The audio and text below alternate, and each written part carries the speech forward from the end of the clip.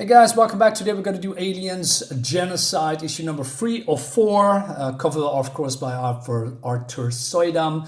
I already did 2 reviews. If you want to check it out, yeah, well, you can find it on my channel. Let's dive in real quick because it's going to be a doozy. So we see here the U.S.S. Razzia, and there's an alien war going on. The aliens want to kill each other. Well, those are red aliens and there's black aliens, although they've been portrayed as the color green here, but I heard they are just black, although they are looking green. Doesn't matter. So they need to land, and that's going to happen here. I must say the ship, U.S. Razzia, I'm not sure, this is probably not the mothership, or maybe it does, or maybe it's just a vessel, you know. It looks freaking awesome, man. It's just, it looks so out of, you know, so different from what I've seen in comics, and when it comes to alien ships, etc. It's way more sci-fi, and I love it. So they are going down, and also this effect. Look at everybody, and all these aliens are just turning away their eyes because they are blinded, and then they're getting incinerated here. But then they using some kind of a device, some kind of a giant harpoons, shooting to all 4 corners, and it's you know, opening up. I don't know, and then they're getting activated like a beacon, and there's some kind of a force field around the ship, so that all these aliens here cannot penetrate. But they have to go here, you know, to get an alien queen, or some parts of it, I believe. So they're going outside, and I was wondering, why not, you know, park it, if you can call it that, way more closer to the hive instead of the middle of this area where there's a war going on. I don't think that's really smart. But there's some aliens inside the dome too, so they are going out and, you know, dispatch them, and it looks fantastic. I mean, these new armors are being coated with some kind of an enzyme or substance that repelled the blood, you know, the acid blood of the aliens. Which I think, oh, cool. Hey, finally they did something about it. You know, they did some research how to handle these things. And yeah, again, the action looks great. And I mean, look at this. This guy here, Anderson, he is, I believe this, was it Anderson? Let me double check. Hendrickson, I'm sorry. He's a one-man army, as they say. I mean, come on. How isn't that absolutely freaking cool? He's standing on the other alien, the other one, and he shoots the other one in the chest and blasts him into Smith, you know, I don't know. It looks awesome. I don't know what I'm trying to say, but I want to say blast him into smithereens, but that's not the case. I'm Jesus Christ, man. I love this. There's also an aliens here on the hull. They use a net because they know if they shoot it, it's going to be blood spatters all over it. And again, they've come prepared. I like that. You know, they are not completely useless, although some decisions I think could be way better. But, you know, I'm tolerating that. It's okay. And so these guys says, hey, it ain't dead, is it? Doubt it. The electrical charge is, in the mesh is probably just enough to stun it. And why are you taking off your helmet, you idiot? But then they are, this creature is getting dispatched by... not Hendrickson? Is it Hendrickson? Why am I forgetting again? This guy with the glasses. And he says, sorry, Matthew, this is a take no prisoner operation. Isn't it? And again, freaking awesome, man. Look at this ship. Awesome. And so they are, you know, camping there, if you can call it that.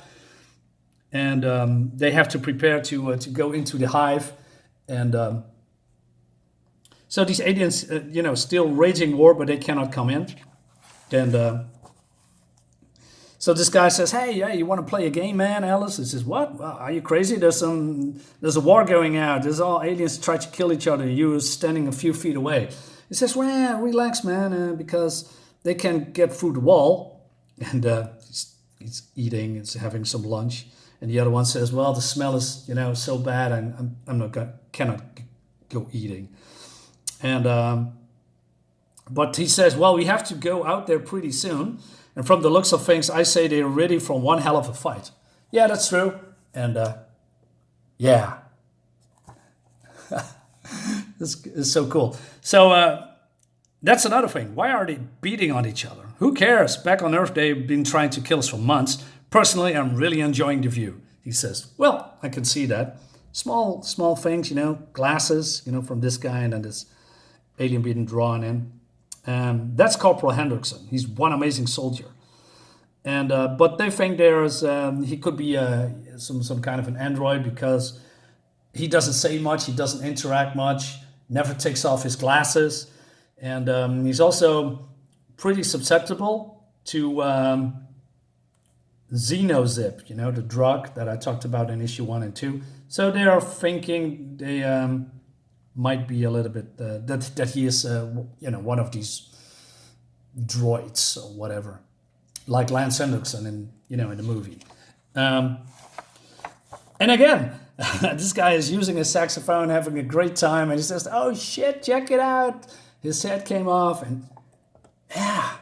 I mean, I cannot get over how awesome and exciting this whole thing looks. Man, the whole composition here, the layouts, and how they play with the war, and from both sides. He's just doing his own thing, and the other one trying to kill each other. Looks freaking awesome, man, and all that stuff on screen. It's so cool. So they are prepared to go out there.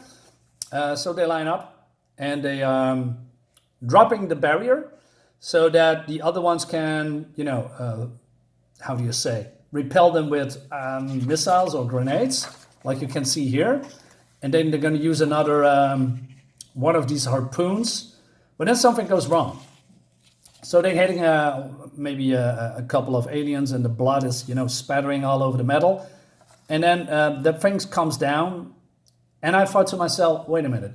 So you have a armor that's been coated with the anti-venom acid stuff.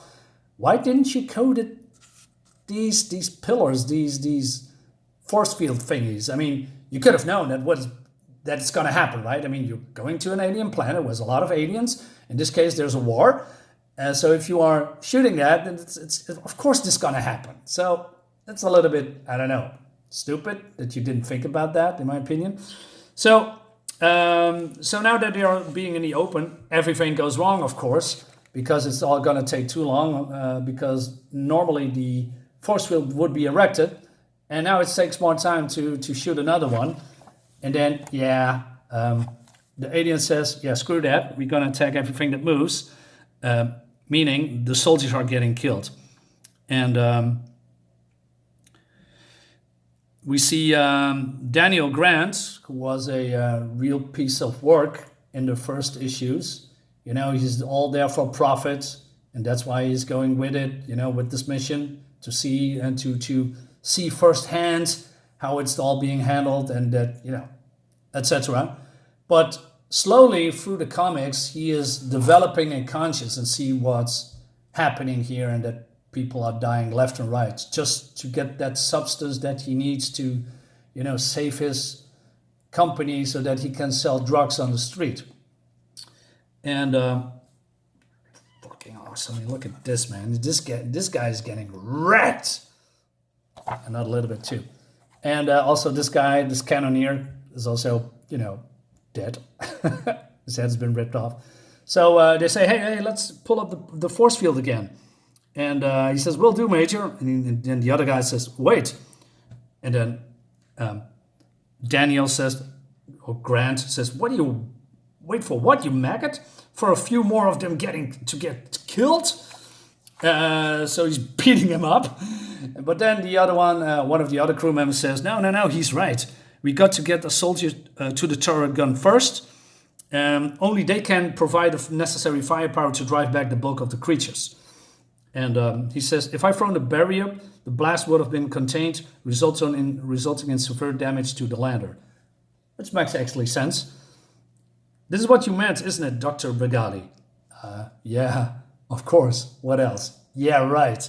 You're a scumbag. So yeah, they erect the force field. Everything is quiet again. And then 5 bodies. And this field leader, I forgot her name, yells at Grant and says, "This is all your fault." And the Doctor is going to figure it out, because he thought these creatures were hibernating and that they have safe passage, which they didn't. Skipping a few pages. So he figured it out that the red aliens are actually mutants, or a mutation, a separate species from the more familiar black creatures, and they're fighting for territorial control.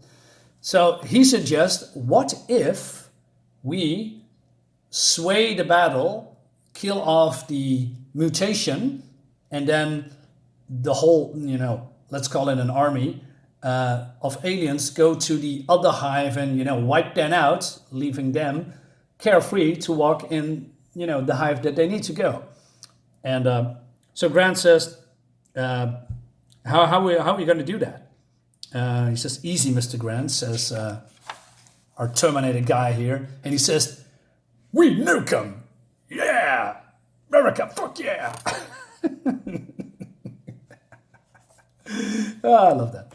So they're having a plan. He says a tactical nuclear strike on the mutants would prove most effective. And then Grant decides to come with them. And he says, "I save it, Major. On a practical level, you need manpower badly. On a moral level, I need to do this. Can you understand that, Major?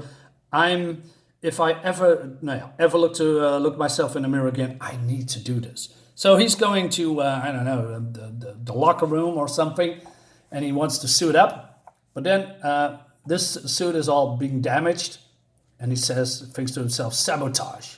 Okay, what's going on, I think?" And then the very last page of this issue, oh man, somebody planted an egg. So what's going on? Oh man, this is freaking awesome. And that brings us to the end of this issue. And we have one more issue to go. And then we have the big reveal. Can't wait to show you guys. Another great comic. Also the ending, it keeps me on my toes. And that's why I like certain comics, that you need to have some kind of a out of the blue revelation that you think, oh my God, I didn't expect this. And then now I have to get issue number 4 to know what's going on. Yeah, that's great stuff. Guys, thank you so much for watching. I hope you liked the video. I see you next time.